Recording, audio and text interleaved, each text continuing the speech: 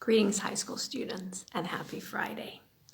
I sincerely hope that you are doing well and getting ready to wrap up all of your assignments for the upcoming period. Spring break, regardless of what the weather says, is just a few days away.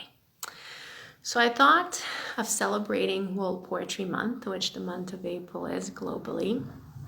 I thought a lot about the poem that I hope to share with you.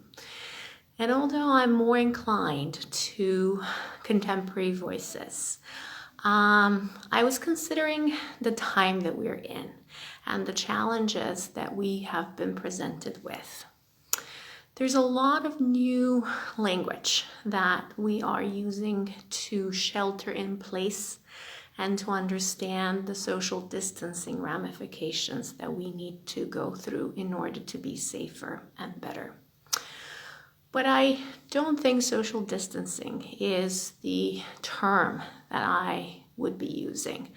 I fully understand that we are physically distancing, and I fully understand why that is the case, but I don't feel as if myself or our faculty is in any way socially distant from you.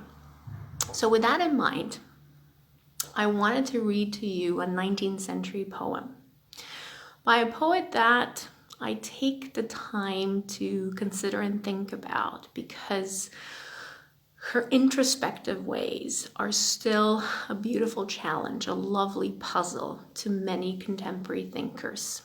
You may be familiar with her name. She is by far a household name around the world. Her name is Emily Dickinson, and I couldn't think of a better person to be our voice in this time of sheltering in place than the imaginative gifts of Emily Dickinson.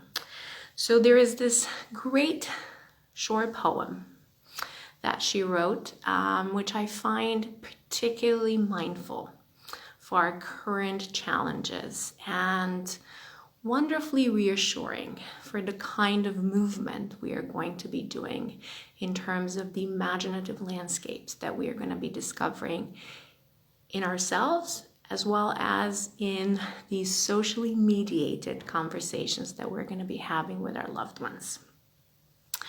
So her poems don't have titles. They're usually known by the very first line. And this one is known by its very famous first line. The line is, "Volcanoes be in Sicily." So I'm going to give it my best read. Volcanoes be in Sicily and South America. I judge from my own geography volcanoes nearer here. A lava step at any time. Am I inclined to climb? A crater I may contemplate. Vesuvius at home.